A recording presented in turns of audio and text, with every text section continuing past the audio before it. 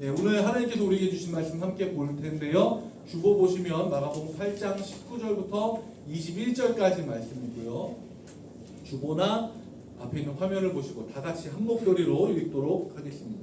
시작. 내가 떡 5개를 5,000명에게 떼어줄 때에 조각 몇 바구니를 거두었더냐? 이르되 12이니이다. 또 7개를 4,000명에게 떼어줄 때에 조각 몇 광주리를 거두었더냐? 이르되 7이니이다. 이르시되 아직도 깨닫지 못하느냐 하시니라. 아멘. 아멘. 예, 오늘은 말씀의 제목이요, 떡과 떡이에요. 그리고 오늘 간식은 센스 있게 샌드위치로 준비를 해주셨어요. 네. 떡이 아닙니다. 네, 너무 감사해요. 네. 떡이 4개나 있으면 많이 배부를 뻔했는데 감사합니다. 예. 지난 시간에 저희가 마가복음 7장 중후반부를 통해서 부정함과 정결함을 예수님께서 어떻게 대하시는지 봤습니다. 그리고 마지막 장면을 이렇게 봐주시면 이방 여인의 상한 마음을 의롭게 여기셨고, 그리고 이방 지역이었기 때문에 부정한 것이 아니고 갈릴리라도 하나님과 소통이 이루어지지 않으면, 귀가 막히고 입에서 말이 나오지 않는 하나님과 소통이 이루어지지 않으면 그것이 부정한 것임을 알려주셨습니다. 그리고 부정하게 하는 악한 존재를 향해 에빠타, 강하게 열리라, 그리고 전쟁의 시작이다라고 이야기하면서 그 악한 존재를 향해 전쟁의 선포를 하셨던 말씀을 우리가 지난 시간에 함께 봤고요. 오늘은 마가복음 8장 앞부분과 중간 부분을 보면서 이 말씀에 공통적으로 나오는 3가지 떡에 대한 이야기를 좀 나눠보도록 하겠습니다. 마가복음 8장 1절부터 10절까지를 보면 예수님이 떡으로 많은 사람들을 먹이시는 장면이 나옵니다. 우리는 근데 이 말씀하고 되게 비슷한 말씀을 본 적이 있어요. 언제냐면요, 무려 2월 11일 명절 전에, 한 달 반 전에 저희가 수요 예배 때 마가복음 6장 말씀으로 보면 요걸로 딱 잔치 대 잔치, 그래서 예수님이 벌이신 광야의 잔치와 헤롯의 잔치를 비교하는 말씀을 가지고 오병이어의 말씀을 나눴습니다. 다 기억나실 걸로 생각이 되고요. 생생하게 기억이 나시잖아요. 한 달 반 전이죠. 처음 보는 제목과처럼 느껴지지만. 근데 비슷한 성격의 사건들이 이렇게 일어났을 때는요, 우리가 그냥 예수님이 하셨던 거 또 하시는구나 라고 생각할 게 아니라, 비슷한 거지 똑같은 게 아니잖아요. 그러면 거기에서 오는 차이를 보고 그 차이가 우리에게 어떤 의미인지, 성경에서 어떤 의미인지를 우리는 좀 살펴봐야 돼요. 자, 6장에 나오는 사건은 되게 유명해요. 오병이어라고 하는 사건이에요. 다 아시죠? 이때 들었던 말씀이 생생하게 기억나시니까. 자, 그러면 8장에서 나오는 사건은 뭐라고 부를까요? 힌트를 드릴게요. 8장 5절 말씀이에요. 예수께서 물으시되 너에게 떡 몇 개가 있느냐? 이르되 7이로소이다. 자, 힌트입니다. 6장에서는 떡 5개여서 오병이어였어요. 8장에서는 이어는 똑같아요. 그러면 떡이 7개예요. 그러면 몇 병이어일까요? 7병, 7병이어 아니고요. 7병이어예요. 예.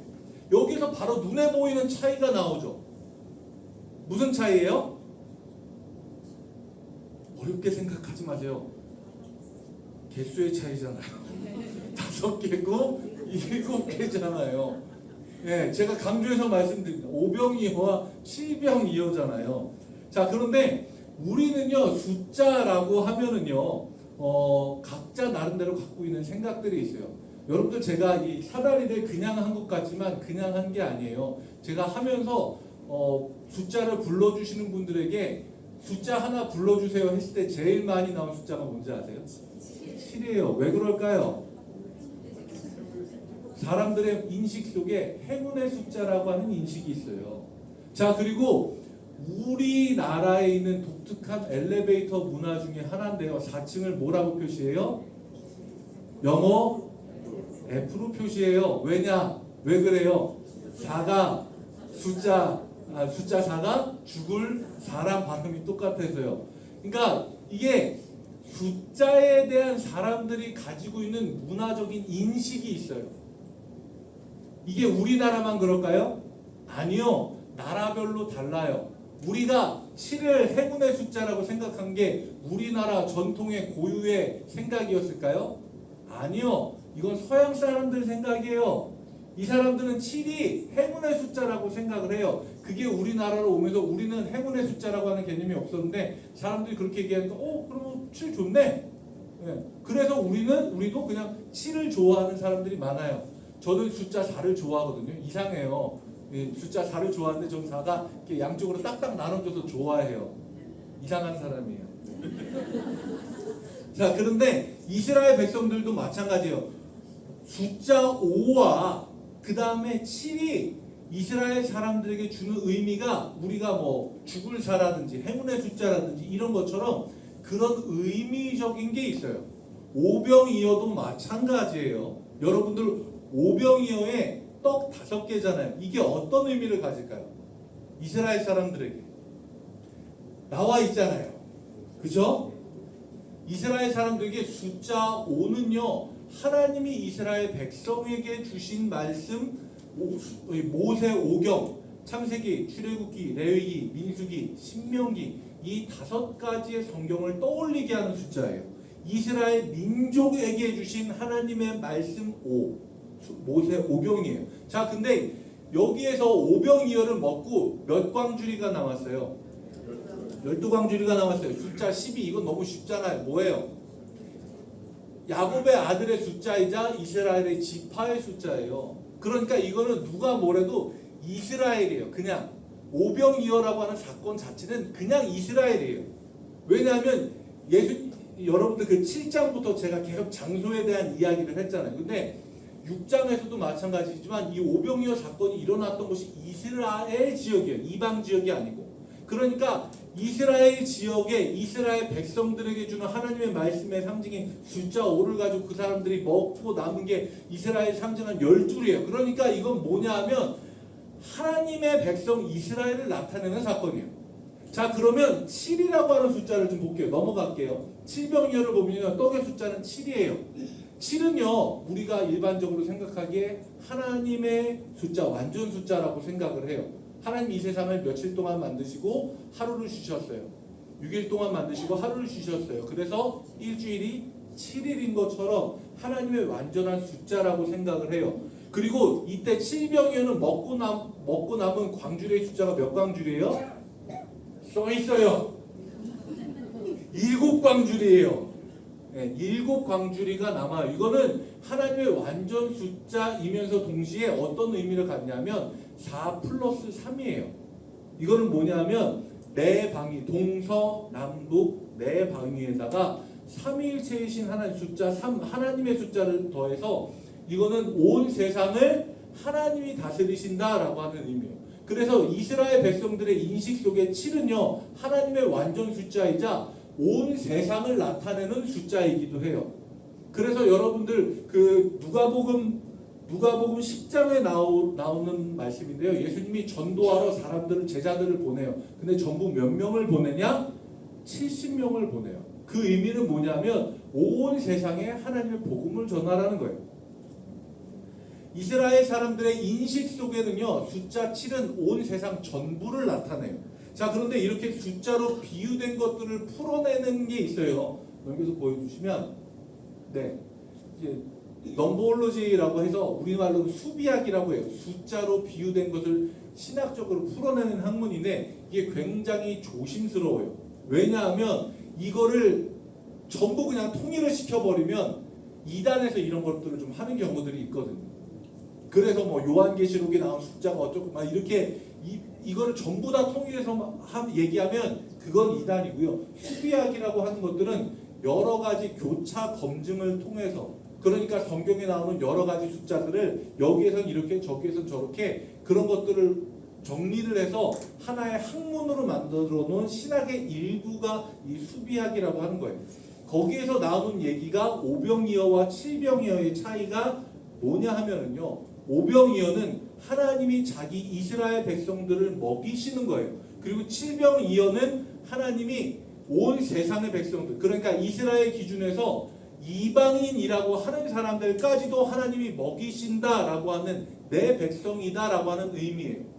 자, 이게 6장에 나오고요. 오병이어는 6장, 그 다음에 7병이어는 8장에 나와요. 그러면 7장에는 뭐가 나와요? 우리가 지난 시간에 이야기한 정결함과 부정함에 대한 이야기예요. 그러니까 6장, 7장, 8장을 보면서요, 어떤 생각을 갖게 하냐면요, 하나님은 이스라엘 사람들만 내 백성이라고 삼으시는 게 아니라 사람들이 부정하게 여기는 이방인들도 정결하게 만드셔서 내 백성으로 먹인다라고 하는 뜻을 갖고 있는 거예요. 그러니까 이게 비슷하면서도 완전히 다른 뜻을 가지고 있는 기적의 이야기입니다. 제가 지금까지 말씀드린 내용을 간단하게 정리한 거예요. 좀 오래된 영화인데요. 이 영화 혹시 기억하시는 분 계실런지 모르겠네요. 웰컴 투 동막골이라고 하는 영화인데 이 영화가 언제 나왔는지 아세요? 2006년에 나왔어요. 20년이 지났어요 벌써. 엄청 오래됐죠. 다들 볼 때는 되게 젊으셨던 걸로. 이 영화에서 이 장면이 뭐냐면요, 이 사람이 인민군 장교거든요. 그리고 이분은 강원도 완전 산골에 있는 한 부락에 있는 그 촌장이에요. 그런데 이 인민군 이 장교가 이 촌장에게 물어보는 겁니다. 제가 대사를 적어왔어요. 모이가 큰 소리 한 번 내지 않고 불황민들을 휘어잡을 수 있는 위대한 영들에게 비결이 뭡니까? 라고 물어봐요. 그때 이 촌장님이 이렇게 대답을 하세요. 아주 시크하게, 표정 하나 바뀌지 않고. 뭐를 많이 먹여야지. 근데 저는요, 이거 보면서 이 생각이 탁 났어요. 백성은요, 딴 게 아니라 지도자가 밥을 먹이는 사람들이 이 백성인 거예요. 그러니까 하나님이 오병이어를 통해서 이스라엘 백성을 먹였다? 그러면 이스라엘은 하나님 백성이에요. 그런데 7병이를 통해서 이방 백성들도 먹이기 시작했다? 그러면 이건 뭐냐? 이방 백성들도 다 하나님의 백성이라는 거예요.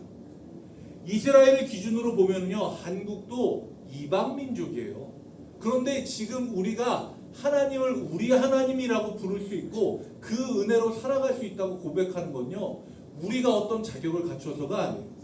하나님이 그냥 너 내 백성 해라, 내가 너를 먹일게 라고 하셨기 때문에 지금 우리가 예배를 드리고 하나님의 은혜로 살아가고 있는 겁니다. 이스라엘 백성들이요, 광야에서 40년을 보낼 때 그들이 어떻게 먹고 살았어요? 땀 흘려 농사 짓지 않아도, 애써서 땅 파지 않아도 하나님이 그들을 40년 동안 먹이셨어요. 40년 광야를 지내는 동안에 하나님은 자기 백성이 먹고 살아남게 하셨어요. 광야에서도 먹이신 하나님의 이야기를요, 우리는 머릿속에 잠깐 담아두고 조금 이따 다시 꺼낼게요. 다음 말씀을 좀 볼게요. 11절 말씀을 보면요, 예수님이 이방 사람들 7병이어로 먹이신 걸 보고 바리새인들이 또 와서 예수님에게 이야기해요. 7장에서도 바리새인들 나왔어요. 8장에서도 또 나와요. 앞으로도 바리새인들이 계속 나올 거예요. 전 그래서 앞으로 바리새인들이 나오면 또리새인이라고 부르기로 했어요. 또 바리새인이에요. 그냥 또리새인이에요.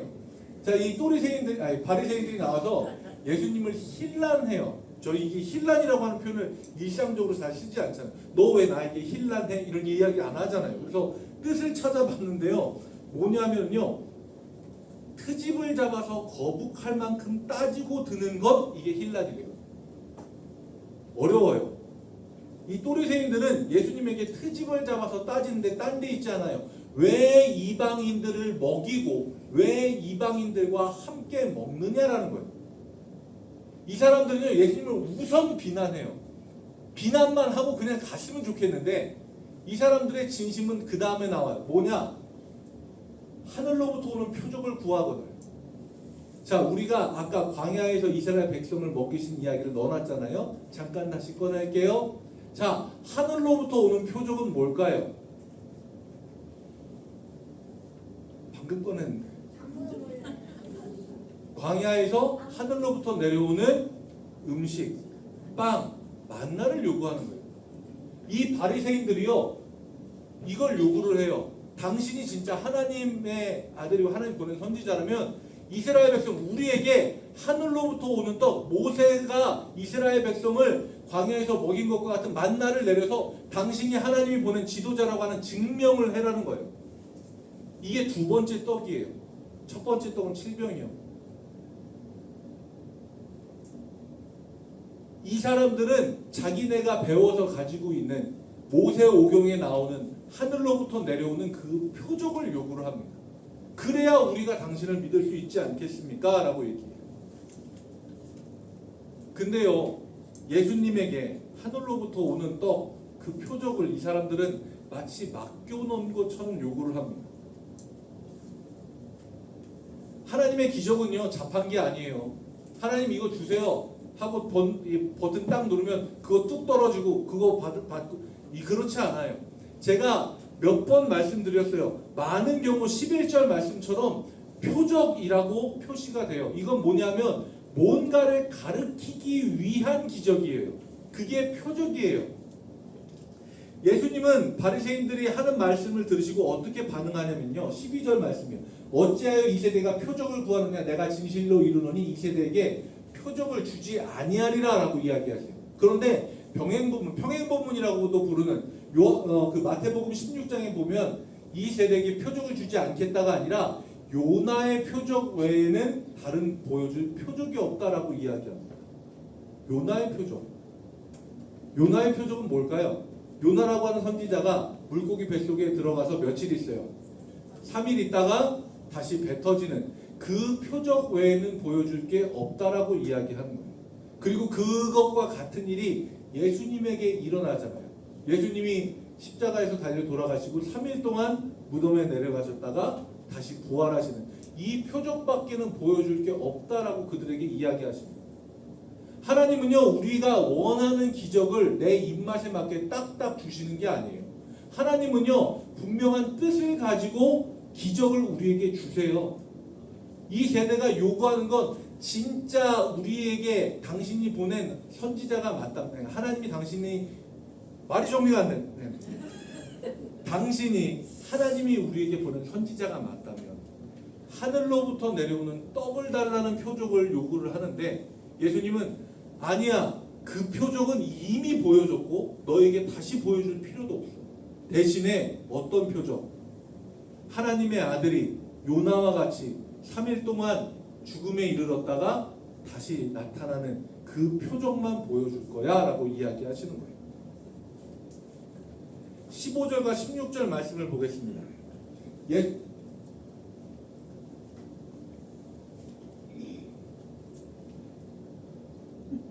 맞아요. 네, 죄송합니다. 네, 죄송해요. 제가 헷갈렸어요.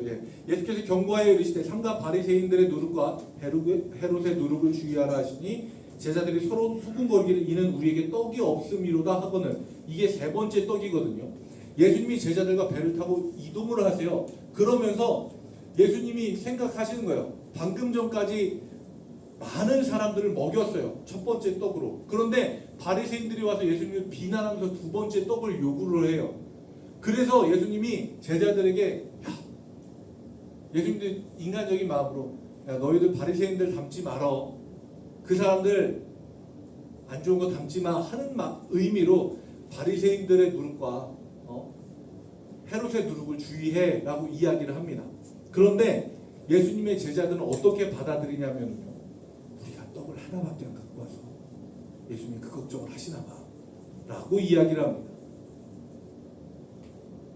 저는요, 제가 학교에서도 학생들을 가르쳐 봤지만 가끔 너무 학생들이 못 따라올 때 설명을 여러 번 반복해서 하면서 어떤 생각을 갖냐면요, 인지 능력에 문제가 있다 라는 생각을 솔직히 잠깐 가져보기는 합니다.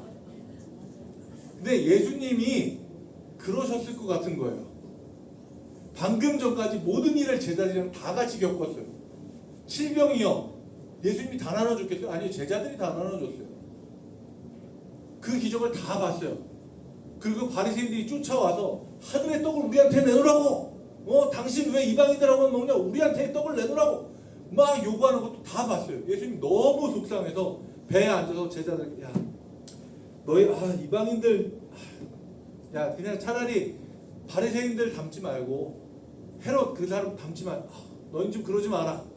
라고 얘기했는데 제자들은 우리가 떡이 하나밖에 없어가지고 예수님이 그거 가지고 우리한테 뭐라고 하시는 거 아니야? 라는 이야기를 하고 있는 거예요.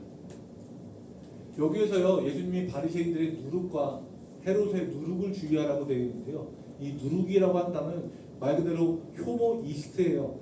빵 만들 때 그 안에 조금만 딱 들어가면 빵 전체를 부풀게 만드는 거예요. 아주 작은 거지만 그것이 우리 안에 들어왔을 때 크게 부풀려지는 거예요. 바리새인들의 누룩은 뭐냐면요, 이 사람들은 봐야지만 믿겠다는 거예요. 우리에게 하늘로부터 오는 떡을 내놔라, 그러면 믿겠다. 증거를 요구하는 믿음이고요. 헤롯의 누룩은 뭐냐면 그 전에 6장 말씀 나눌 때 세례 요한의 목을 치는 장면이 있었어요. 계속적인 힘을 따르는 그런 헤롯의 그런 생각들 따라가지 마. 예수님은 그 이야기를 하고 계신 거예요. 이게 세 번째 떡이에요.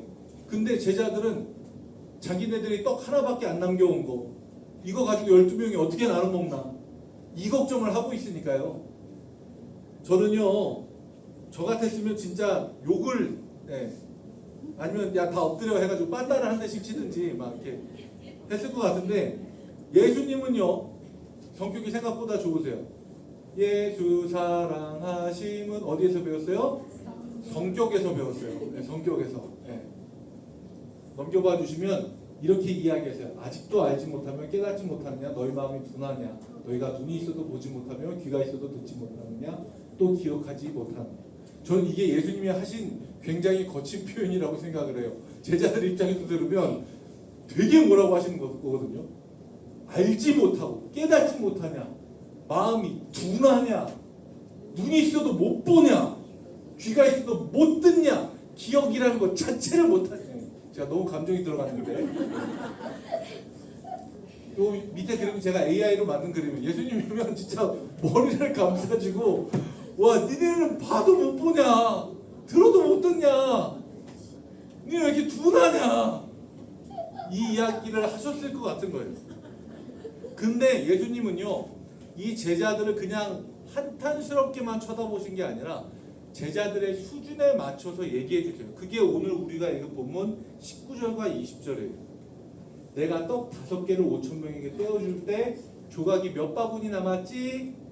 12입니다. 자, 7개를 4,000명에 떼어줄 때 광주 몇 광주리가 걷었지? 7입니다. 자, 이거는요. 자, 오리, 참새, 고양이, 멍멍 하면 이게 국어예요. 고양이가 멍멍을 하니까. 딱 요 수준에 맞춰서 예수님이 이야기해 주시는 거예요. 야, 떡 5개 줄 때 몇 개 남았지? 12이요. 잘했어. 자, 7개 줄 때 몇 개 남았지? 7이요. 야, 근데 떡 하나로 13명이 먹을 거를 걱정하고 있는 거야? 예수님은 제자들의 수준에 맞춰서 알려주시는 거예요. 저 같았으면 발로 차서 배에서 다 밀었어요. 그냥 바다로 다 빠뜨렸을 거예요. 정말 답답하셨을 겁니다. 예수님은요 이 사건들을 통해서 마가복음 8장에 나오는 이 3가지 떡의 사건들을 가지고 무슨 얘기를 하고 싶으셨냐면요, 요한복음 6장 48절 50절 말씀을 보면 이렇게 나와 있어요. 내가 곧 생명의 떡이니라. 여기에서 다 나와요. 너희 조상들은 광야에서 만나를 먹었어도 죽었거니와. 바리새인들이 요구했었던 광야의 만나, 그건 먹어도 죽어 어차피. 이는 하늘에서 내려오는 떡이니 사람으로 하여금 먹고 죽지 아니하게 하는 것입니다. 예수님이 자체가 생명의 떡이라는 이야기를 계속해서 하고 계신 거예요. 지금 잠깐 7개 떡 나눠 먹고 남은 거 그걸로 만족하면 안 돼. 하늘로부터 내려오는 떡, 그거 먹어봐야 어차피 다 죽어. 배에서 떡 한 조각 가지고 13명 나눠 먹을 거 걱정하지 마. 내가 바로 생명의 떡이야 라고 이야기하고 계신 겁니다. 우리도요, 우리 삶에서 떡이 없어서 굶주리는 거 아니에요. 우리에게는요 떡 하나만 있으면 됩니다. 단 하나의 떡이자 유일한 떡이며 영생하는 떡 예수 그리스도 한 분만 계시면 우리는 충분합니다. 예수님 한 분만 계시면요 4,000명이든 5,000명이든 영원까지도 먹이시는 역사가 일어나는 줄 믿습니다. 저는요 바라기는 이 땅의 떡만 바라보면서 아직도 깨닫지 못하느냐는 주님의 탄식을 듣는 제자들이 아니라 마지막 그림 보여주세요. 아까랑 그림이 달라졌어요. 예수님이 환하게 웃고 계세요. 주님 제가 깨달았습니다. 주님 한 분, 생명의 떡이신 주님 한 분만이시면 충분합니다라고 고백하는 예수님의 마음을 좀 시원하게 해드리는 자랑스러운 주님의 제자들, 장자 1교회 성도님들이 되시기를 주님의 이름으로 축복합니다. 우리 같이 함께 찬양하고 기도하겠습니다.